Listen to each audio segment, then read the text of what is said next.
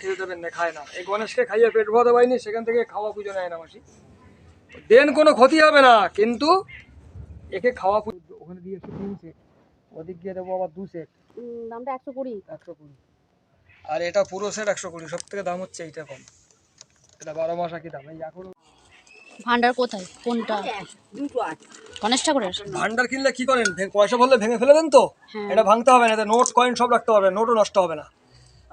যখন ভরে যাবে বা আধা আধি বললে আপনার পয়সার দরকার, আপনি এখানে মারবেন চোখ বুঝে, এটাই ভাঙবে, এটা ভাঙবে না। এটা পাতলা, এটা মোটা আছে, বুঝতে পেরেছেন?